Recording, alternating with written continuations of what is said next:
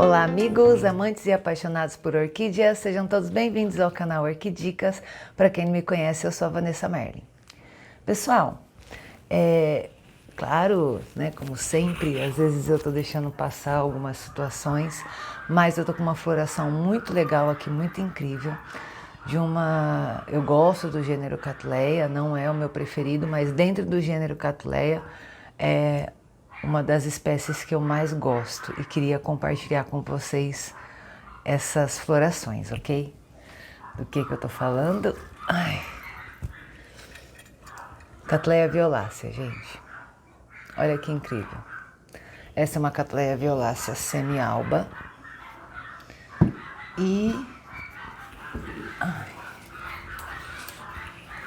De pertinho para vocês entenderem, essa é uma Cattleya violácea semi-alba striata, tá? Sou apaixonada por essa Cattleya. Nossa, vocês não fazem ideia. Vou tentar colocar as duas aqui enquanto eu dou uma resumida.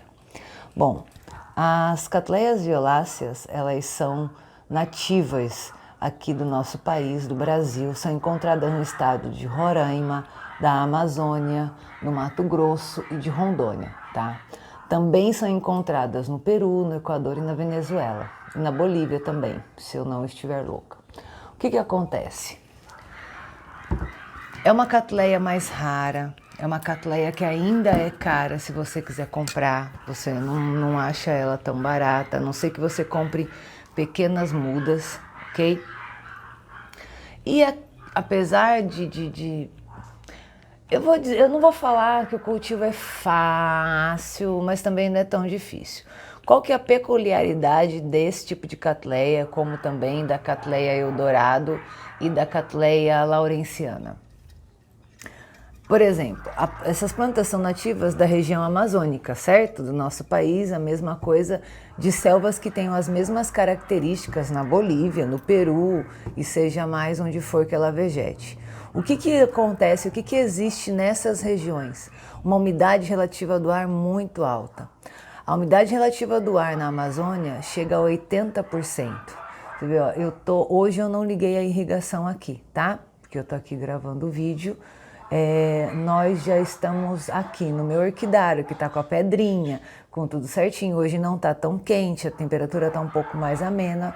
No meu termômetro, no meu meditor de umidade, tá constando que aqui nesse local que eu estou, eu tô com 43% de umidade relativa do ar. No outro não dá para eu ver. Eu tenho 3 medidores aqui, um aqui embaixo dessa parte, ali no meio do orquidário e no outro canto. Então veja bem, se a gente fosse tirar uma conclusão assim, qual que é o local ideal para cultivo da Cattleya violácea? Nessa medição de 43% de umidade relativa do ar não é o ideal para ela. Por isso que eu tinha tanta preocupação de fazer essa reforma aqui no meu orquidário, de colocar essas pedras no chão, de ter irrigação, de fazer isso tudo, porque eu sabia que eu tinha plantas aqui que tinham uma necessidade de umidade atmosférica que eu não tinha para oferecer, ok? Agora, assim que eu molho esse chão de pedras aqui, que a minha irrigação funciona, principalmente nos dias de calor, realmente muda, eu chego a ficar aqui com 80%, 90% de umidade relativa do ar. Peraí, bolotinha, eu tô aqui fazendo vídeo e tem uma mocinha aqui querendo entrar no pote de substrato. A bolotinha. Ela foi no salão essa semana, tá com um penteado diferente. Desce, filha. Aí. Voltando. Então essa era a minha urgência quando eu falava para vocês que eu queria muito fazer essa reforma, porque eu precisava de dar uma condição de umidade relativa do ar muito melhor para as minhas plantas, principalmente para aquelas que são mais exigentes, ok? Muita gente fala que não dá certo tentar cultivar essa planta para cá. Aqui no estado de São Paulo ela deu muito certo, principalmente nos orquidários que têm essa condição, entendeu? Então se o seu orquidário tem chão de concreto, tá no meio da cidade, se você não consegue manter a umidade relativa, você vai ter dificuldade com uma planta dessa? Vai, como muitas outras que, por exemplo, uma tricópia, que também exige uma umidade relativa muito mais alta do que para uma Cattleya metistoglossa. Entendem o que eu estou falando? Então, por conta das necessidades de alguns gêneros e de algumas espécies, era primordial que eu fizesse essa reforma aqui, tá? Essa é uma planta que costuma dar de 2 a 5 flores em cada pseudobulbo, tá? Ela não dá mais do que isso. Mas essa minha planta aqui, ela costuma florescer em 2 frentes todos os anos. Esse ano ela floresceu em uma só. Ela gosta de muita luz, ela é de florestas ensolaradas, mas florestas densas, que tem essa umidade do ar relativa. Então, eu diria que o pior é você achar no seu cultivo o local ideal para ela. Apesar dela ser uma catleia bifoliada, ela não pode ficar lá junto com as ametistoglostas, com as gutatas, que ficam naquele nosso primeiro andar recebendo aquele sol mais intenso. As minhas violáceas ficam aqui nesse canto, que recebe só o sol da manhã, na hora que ele está virando, e depois a luz indireta, o dia todo. Como você vê agora aqui, já deve ser... São 20 para 5 da tarde e essa é a luz que eu tenho aqui, esse horário do dia. Então ela pega a luz aqui o dia todo, ok? O que eu queria mostrar para vocês também de interessante? Quando a gente comenta assim, olha, cuidado, não fica mudando planta de lugar, planta não gosta de mudanças bruscas, se você vai mudar a planta de lugar, faça essa mudança gradativa. O que aconteceu? Eu queria mostrar para vocês o vegetal delas. Vocês conseguem enxergar como está bem verde, um verde mais escuro, esses primeiros do que o de trás. Nessa outra planta aqui dá para ver bem melhor a diferença. Deixa eu ver um ângulo legal. Aqui você vê, olha a cor do pseudobulbo, das folhas do pseudobulbo de floração e das anteriores. Quando eu fiz, e por que aconteceu isso, tá? Tô mostrando para vocês. Quando eu fiz a reforma aqui do orquidário, que as trouxe aqui para esse cantinho, por mais que seja um menos iluminado, foi muita luz. Elas sentiram muito a diferença de iluminação. Elas já floresciam do jeito que estava, tá? Não deixava de ter floração com elas, não. Mas quando eu fiz a mudança, deu uma, sabe assim?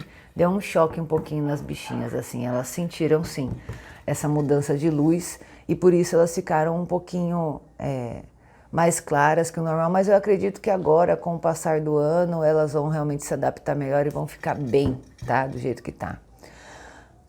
Como essas plantas precisam de mais umidade, diferente da maioria das minhas catleias, que vocês já repararam nisso, ela não está num cachepô de madeira. Ela está num vaso. Com substrato drenado? Com substrato drenado da mesma forma. Acontece que, ficando aqui dentro desse vaso cerâmico, eu tenho 2 vantagens. Aquela de que, se eu errar a mão e por algum motivo exagerar na rega, esse vaso ajuda a absorver o excesso de umidade para que a planta não fique muito encharcada, mas ele também não seca tão rápido, porque o vento ele não pega tanta ventilação quanto um cachepô. Então, com isso, eu dou mais tempo, né, de umidade para essa planta, que é o que ela gosta, ok? Mas é substrato drenado normal, mix de pinos, com carvão, brita lavada, é isso que está aqui. O vaso inclusive fica pesadinho, porque o vaso cerâmico já é pesado, mas a brita fica desse jeito. Mas para mim não tem problema. Como qualquer outra catleia, essa planta, se ela ficar com as raízes molhadas, ela vai apodrecer a raiz e vai morrer. Por que eu estou falando isso? Se você achar que você tem que comprar essa planta, fazer o plantio dela com esfagno e colocar num vaso plástico, o que eu tenho para te dizer? Não vai dar certo. Sua planta vai apodrecer, as raízes vão apodrecer e de repente você pode perder a sua planta, tá? Então não aconselho que vocês façam isso. Principalmente em regiões muito quentes do nosso país ou do nosso estado. Eu tenho um pouquinho de preconceito com vaso plástico por isso. Porque eu acho que o vaso plástico esquenta demais dependendo da localidade, tá? E aí o que acontece? Dependendo da hora do dia, com rega e muito quente, eu tenho a sensação que as raízes podem cozinhar dentro do vaso, sabe? Eu Não estou dizendo que isso acontece com todo mundo. Se o seu cultivo é no vaso plástico e vai bem, ok. Não estou aqui para questionar isso. Estou só passando o que eu acho que acontece aqui, tá? Você vê, São Roque é uma cidade fria, mas caraca, essa semana teve um dia aqui de 41 graus. Isso é uma coisa assim, fora do comum para São Roque, não acontecia. Então, o clima do nosso país realmente, do nosso planeta tá maluco e a gente tem que tomar muito cuidado com isso, ok? Então vamos lá. Outro detalhe, uma vez que eu falei para vocês que essa planta é nativa da Amazônia, Rondônia, Roraima, Mato Grosso, vocês devem imaginar que essa bichinha não conhece o frio, certo? Ela não suporta frio de jeito nenhum. Então aqui na minha casa, por exemplo, ela sempre, mesmo antes da reforma, esteve embaixo de cobertura. Por quê? Se essa bichinha pegar uma geada, ela não suporta, tá? Ela não aguenta. Se você é do sul do país e quer tentar cultivar Cattleya violácea, pode, desde que seja num orquidário coberto, tá, gente? Porque quando no calor ela vai muito bem, porque no sul, quando chega no verão, fica quente pra caramba também. Mas no frio ela não vai aguentar, tá? Então dou esse conselho para vocês. Agora, se você mora numa localidade quente, pode ser embaixo do sombrite, que não vai ter problema nenhum. Ela gosta de muita luz, mas não de receber os raios solares, tá? Tenha cuidado com isso. Você imagina que uma planta que ela vegeta na Amazônia, no Mato Grosso, em Roraima e Rondônia, é uma intensidade de luz solar, é um calor absurdo. É muito diferente de você trazer uma planta dessa para pegar geada. Vocês estão entendendo?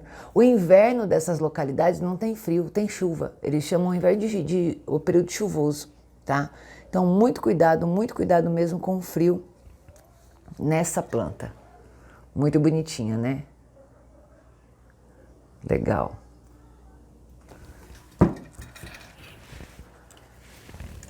Essa estriata aqui é a que eu acho mais bonita, inclusive. Você vê, ela sentiu tanto a mudança que eu fiz aqui esse ano que ela deu só uma flor. Uma única flor em um único pseudobulbo, tá vendo? Mas eu acho que quando chegar ano que vem ela já vai estar melhor. Tem gente que fala que essa é uma planta que fica muito grande. Não é não, tá, gente? Essa planta ela fica no máximo com 40 centímetros. Ela é de médio porte, não é de grande porte. Por isso que ela não aguenta a mesma condição que a gente costuma dar para uma Cattleya metistoglossa ou para uma Cattleya gutata. Ela tem essas características diferentes. Eu tô falando aqui com vocês, não sei se vocês estão ouvindo o barulho. E tô aqui tirando as palhinhas, tá? Dos pseudobulbos. Essa é uma planta que a gente pode considerar que tem a mesma forma do pseudobulbo de uma caneluda, tá? São pseudobulbos finos com poucas reservas. Toda planta que tem essa característica no pseudobulbo, é normal que ela fique um pouco mais desidratada quando chega a floração, como as ludigeses, por exemplo. Então, não pode bobear, tá? Com rega, com água, com essas plantas, porque você tem uma desidratação bem forte dos seus pseudobulbos e às vezes você não consegue reverter isso, ok? Deixa eu ver.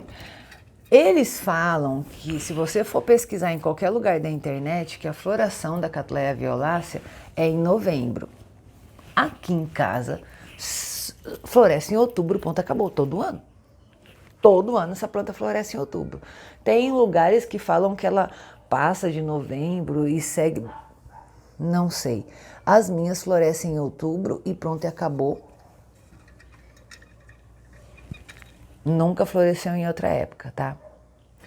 Se você pensa em comprar uma planta dessa, como eu, é uma das... Eu tenho mais uma, duas, três, quatro. Tem mais 4 Cattleya violácea aqui.